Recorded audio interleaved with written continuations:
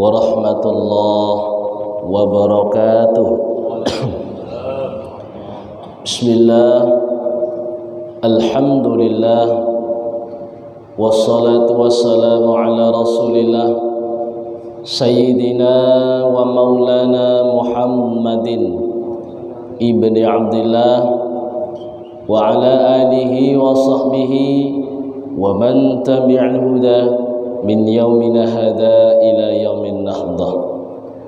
Hadratal mukarramin wal muhtaramin wal kurama wal fudala, para alim, para ulama, tuan-tuan guru, wabil khusus yang kita hormati dan kita muliakan sahibul bait, sahibul makan, pengurus Masjid Sabilal Muhtadin beserta jamaahnya, serta yang kami hormati dan kami muliakan segenap rekan-rekan pengurus baik kesubuhan beserta seluruh jamaahnya yang aktif istiqomah alhamdulillah setiap subuh ya. Oh, setiap 10 kali. Oh, 9 kali. Ya, mudah-mudahan kegiatan ini mendapatkan ridho dari Allah Subhanahu wa taala. Syukur alhamdulillah, segala puji bagi Allah. Wajib hukumnya bagi kita bersyukur atas segala nikmat yang Allah berikan kepada kita, sehingga dengan petunjuk hidayah serta taufik pertolongannya kita dapat menghadiri salat subuh berjamaah, walaupun ada yang datang ba'da subuh, tapi alhamdulillah kita dapat bersama. Tadi saya itu sudah datang, orang sudah adzan, sini sudah hampir adzan tadi. Tengok sepi nih, jadi apa enggak ini? Akhirnya gimana nih? Saya balik lagi, pas pula saya tidur di pondok kan, jadi perjalanan agak jauh. Tadi nelpon juga, cuman tak terangkat.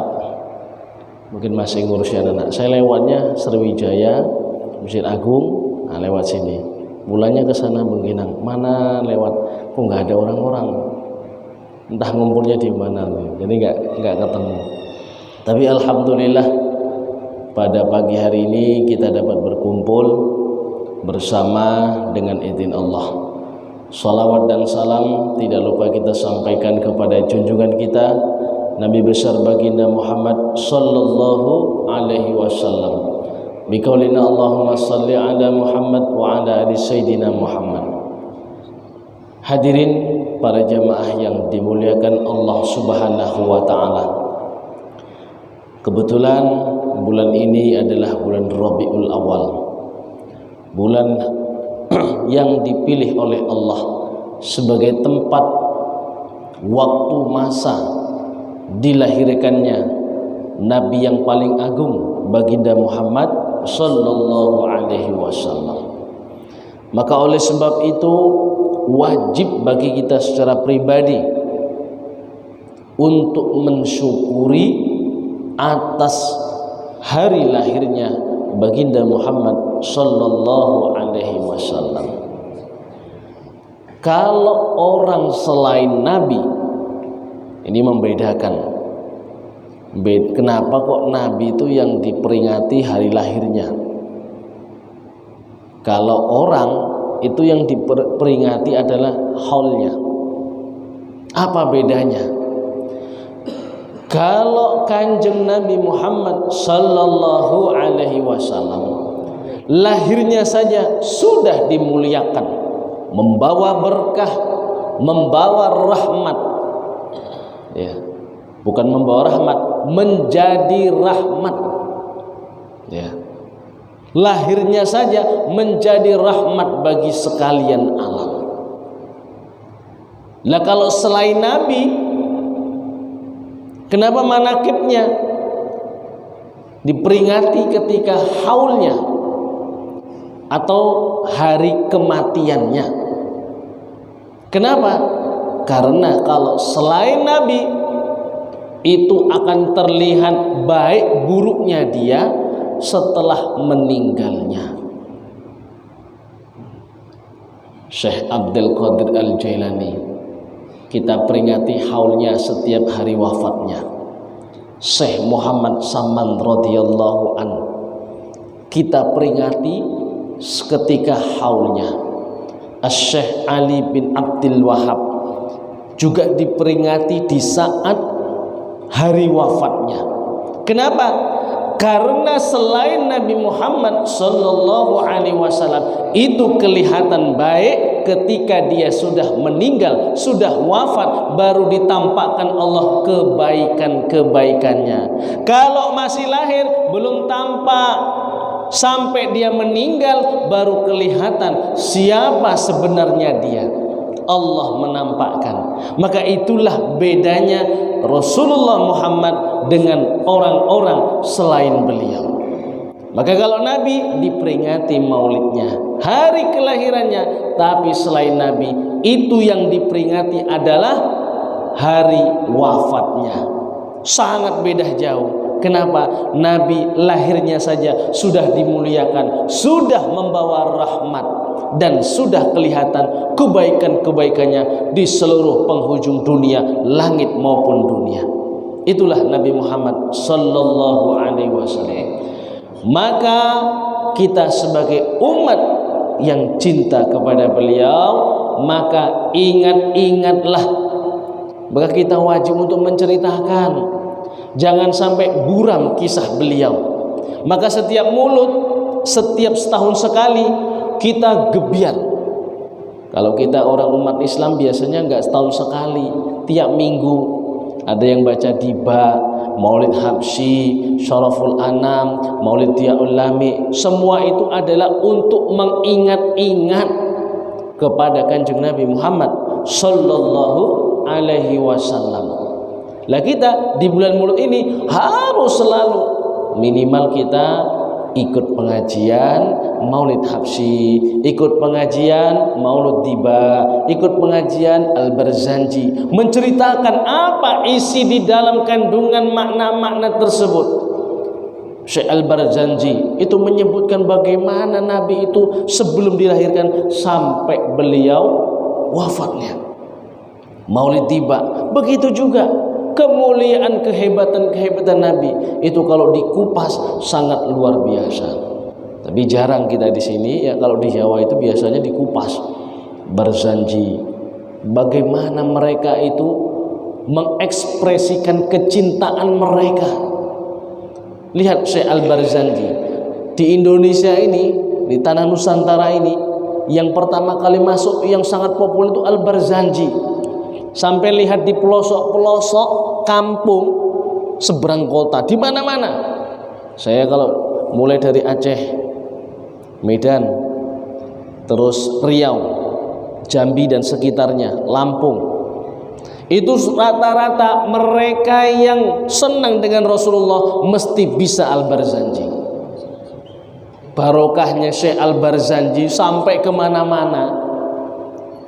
Tapi sekarang ini populer Maulid Habsyi dan lain-lain. Kenapa? Ya karena mungkin lagunya, dari sisi lagunya mungkin lebih mudah.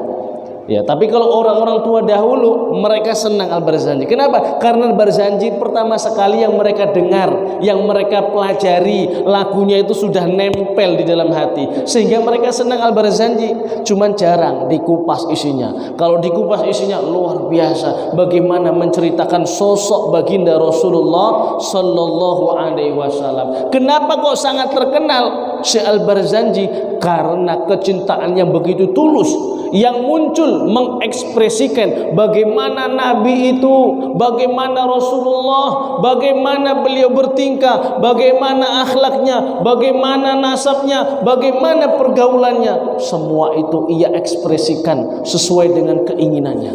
Luar biasa. Ini bentuk kecintaan dengan Nabi. Salah satu contoh ya, kalau orang itu cintanya luar biasa, maka itu akan booming bahasa kita. Contoh Al-Quran. Al-Quran itu dibaca oleh beberapa sahabat dengan qiraat dialeknya masing-masing. Maka terkenallah qiraatus sab'ah, 7 qiraat, semuanya mutawatir. Qiraah yang kita baca juga sama. Contoh, Qul a'udzu birabbin nas, malikin nas, ilahin nas, min syarril waswasil khannas, alladzi yuwaswisu fi sudurin nas, minal jinnati wan nas. Itu qiraah kita. Bacaan nas itu seperti itu. Ya. Bacaan nas itu qiraahnya Hafiz Imam Asim, rawinya Hafiz. Itu yang kita baca dan kita amalkan di Indonesia. Ada qiraah lain di antara 7 qiraah, dan yang tadi itu ada 1 di antara 7 qiraah. Ada qiraah yang lain seperti imam yang lain, dia membaca Qul a'udzu birabbin nas, malikin nas, ilahin nas, min syarril waswasil khannas, alladzi yuwaswisu fi sudurin nas, minal jinnati wan nas, Allahu akbar.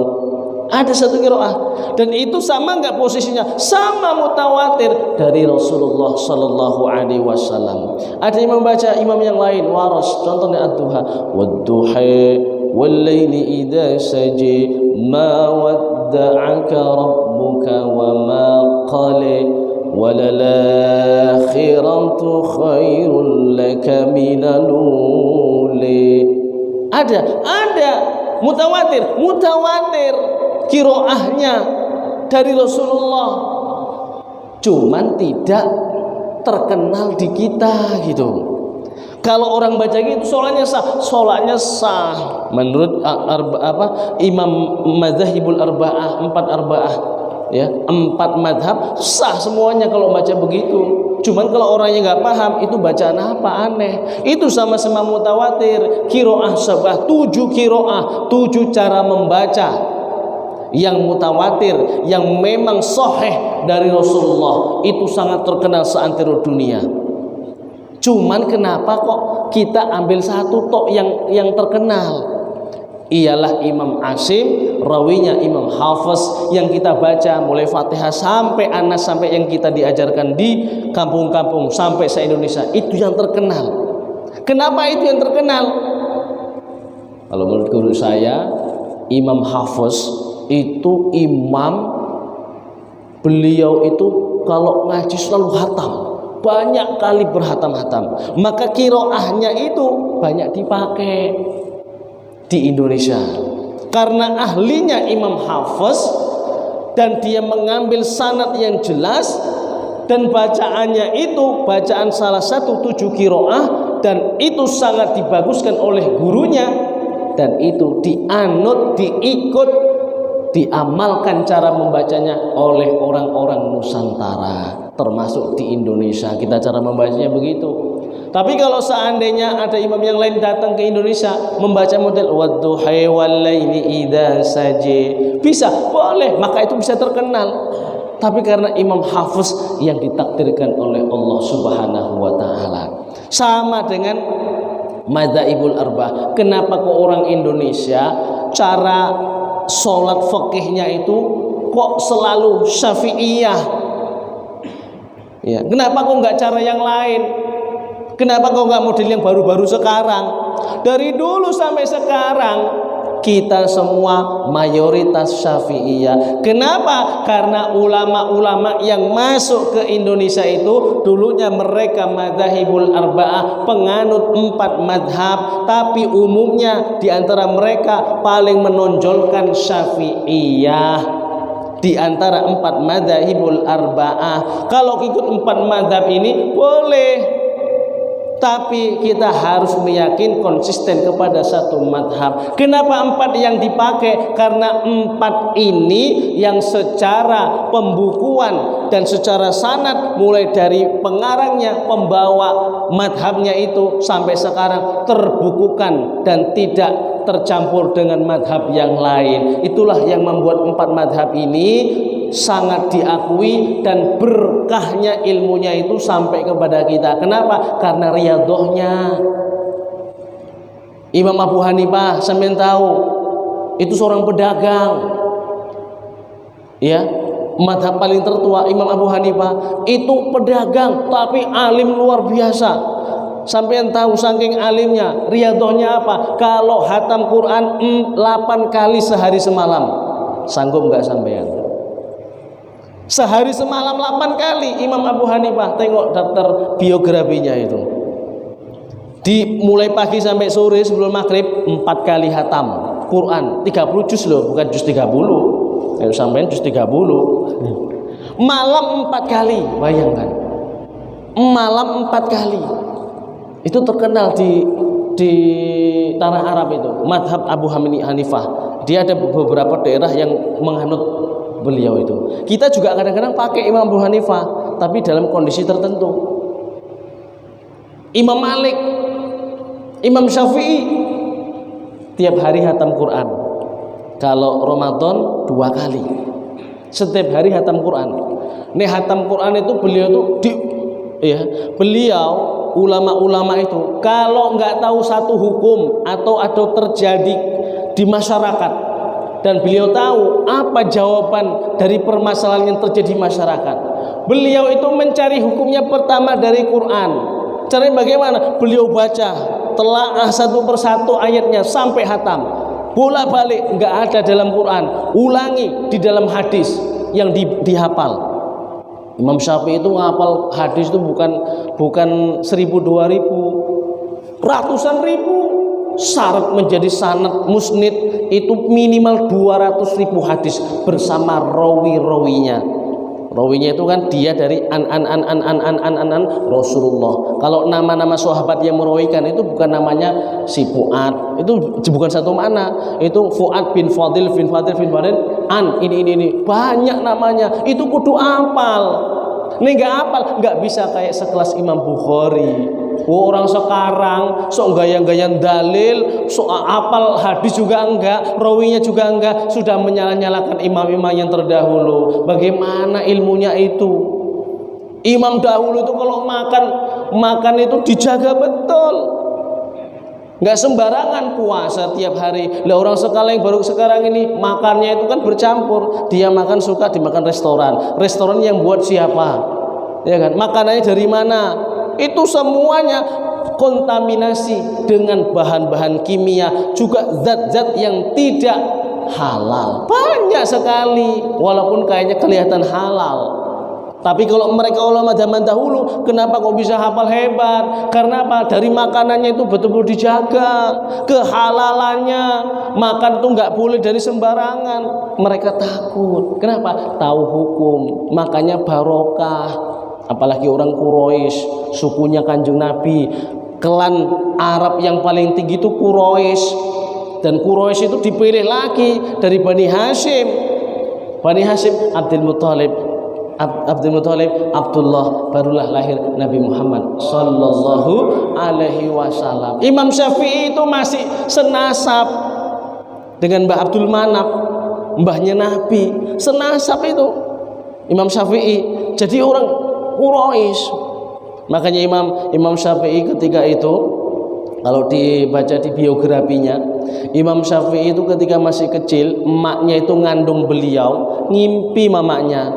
Ngimpi itu mamanya ngimpi ada cahaya keluar dari kemaluannya, naik ke atas langit, pecah menyinari sebagian besar dunia ini. Mamanya terbangun, ibundanya, lalu sowan menceritakan mimpinya itu kepada seorang ulama syekh. Ya, kalau orang dulu begitu, nek sampean kan ketemu jin gendruwo, ceritain sama orang. Jangan, nek ngimpi baik baru ceritakan kepada orang yang baik juga. Nek ngimpi jelek, yo simpen aja, nggak usah diceritakan. Ketika diceritakan, apa makna mimpi saya wahai syekh? Kata syekh tersebut, oh kamu nanti punya anak, ini jadi orang hebat dan dia akan diikuti oleh sebagian penduduk dunia. Dan betul, Imam Syafi'i terlahir.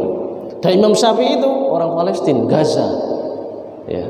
Ketika beliau masih kecil, disuruh ibunya, wahai anakku, pergilah engkau ke tanah leluhurmu. Kemana? Mekah, Madinah. itu tanah leluhurmu, pergi kau cari ilmu, menimba ke sana, aku ridhoi. Itu seorang mak yang baik. Jadi mak itu kalau nyuruh pengen anaknya sukses dalam hal agama, jangan cengeng. Ini ditinggal sedikit nangis, makanya anaknya nggak betah di pondok. Diingeti terus, mikirin anakku udah makan belum. Di sini biasa enak makannya KFC dan sebagainya, di sana makannya tahu tempe terong, iya kan? Kepikiran maknya, mikir, makanya anaknya nggak betah, mamanya cengeng, mikir terus. Tapi kalau emak yang hebat, emak yang mantap, maka dia akan melahirkan anak yang baik. Dan itu tergantung ibundanya. Rata-rata ibu yang bagus pasti akan menjadikan anaknya itu baik. Mental ibunya baik, maka anaknya pun mentalnya akan kuat. Kenapa? Karena langsung doa ibu langsung ke anak yang dilahirkannya. Nek doa bapak itu bisa ke anak, bisa ke cucu, bisa ke cicit, bisa ke cecet, ke cocot dengan itu kalau doanya bapak. Jadi kalau anak turun itu doanya orang tua bapak itu terus ke bawah. Maka Kanjeng Nabi doanya terus kepada para duriatnya, para habaib itu didoakan semua.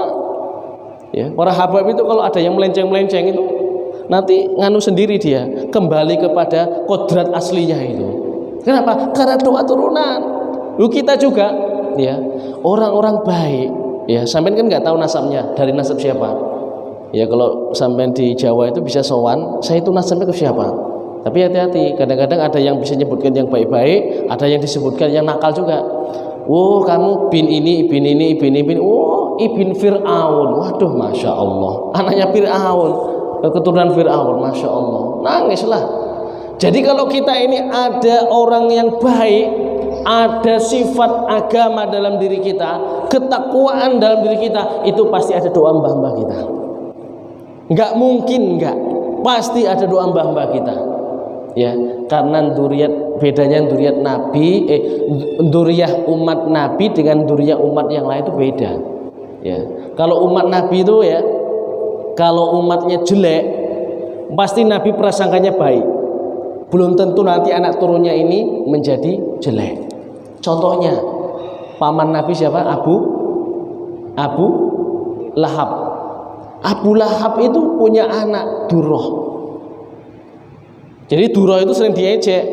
Oh, anak Abu Lahab, ya, sering diejek. Jadi kalau ngejek sahabat yang biasa-biasalah, sahabat itu ada juga yang suka nyakil itu.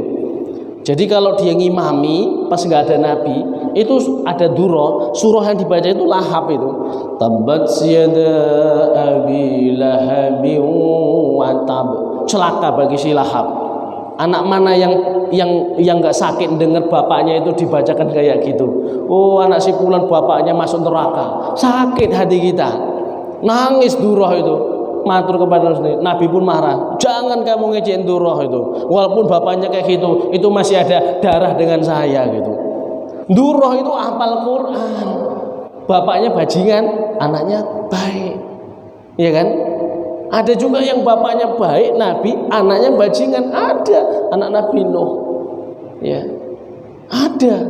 Maka umatnya Nabi Muhammad tuh nggak bisa, nggak kayak gitu. Lain. Taif itu kayak apa daerah kampung Taif itu? Sampai sekarang itu yang terkenal Taif kalau orang berhaji itu masih ke situ. Taif itu terkenal dulu itu orang paling mengejek Nabi, paling selalu memusuhi Nabi, ngelempar tai. Ya kan, kemudian dilempar pakai batu. Itu Taif itu kurang ajar itu. Sampai keselnya dengan masyarakat Taif ketika itu belum dapat hidayah Islam. Malaikat itu ngomong sama Nabi, wahai Rasulullah, aku nggak tega nengok kamu ini dilempari sampai berdarah-darah oleh orang Taif. Kalau kamu ingin minta sama Allah, ku angkat gunung Uhud ini, tak lemparkan kepada mereka biar mati semua. Oh jangan, kata Nabi. Jangan, itulah belas kasih Nabi Muhammad itu. Jangan, karena di sini nih akan ada keturunan-keturunan jadi orang-orang baik, menjadi orang Islam. Sampai sekarang terkenal Taif. Orang-orang apal pun itu banyak dari Taif. Ulamanya banyak dari Taif. Ya.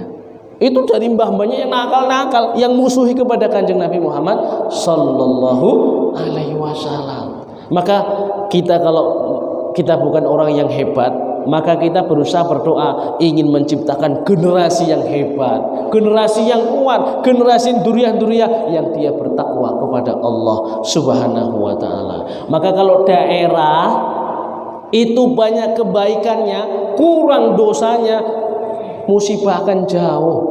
Sampai tengok tanah haram itu, Makkah itu, kenapa kok di situ itu kok tempatnya aman, dan disimulasi oleh orang-orang ahli dunia tempat paling aman itu adalah di Mekah, di tanah haram. Mekah itu luar biasa kayak amannya. Kenapa kok begitu? Karena tanah haram Mekah itu adalah tempat mahal sujud, tempat menyembah kepada Allah. Simpul ketauhidan agama Islam itu adalah di tanah haram Mekah. Makanya Mekah dijaga. Maka daerah yang di situ kurang maksiat tapi selalu dibuat untuk tempat sujud, maka Allah jauhkan dari bala. Titik. Nih kok Tungkal ini kan sudah aman insya Allah. Kanan kiri itu laut, ya sampai tahu. Kanan kiri itu laut. Kenapa kok tsunami kok nggak kena sikit pun? Dari dulu sampai sekarang belum pernah itu ya. Paling goyang-goyang dikit lah itu ya, karena orangnya jarang sholat waktu itu mungkin. Sekarang ini juga ini kalau daerah yang lainnya itu Aceh dan sebagainya, yang pinggir-pinggir laut itu sering kebanjiran, gempa bumi dan sebagainya. Tapi di sini ini nggak ada. Maka banyaklah bersyukur kepada Allah. Kenapa? Itu menunjukkan masih banyak sekali orang-orang soleh yang bersujud di tanah Tungkal, Kuala Tungkal ini. Amin, Allahumma amin. Mudah-mudahan kita semua termasuk umatnya Rasulullah yang akan diberi syafaat besok pada hari kiamat. Amin, Allahumma amin. Demikian yang dapat saya sampaikan. Mudah-mudahan manfaat, menambah kecintaan, keimanan dan ketakwaan kita dan rindu kita kepada Muhammad sallallahu alaihi wasallam. Wallahul muwaffiq, ihdinas siratal mustaqim. Assalamualaikum warahmatullahi wabarakatuh.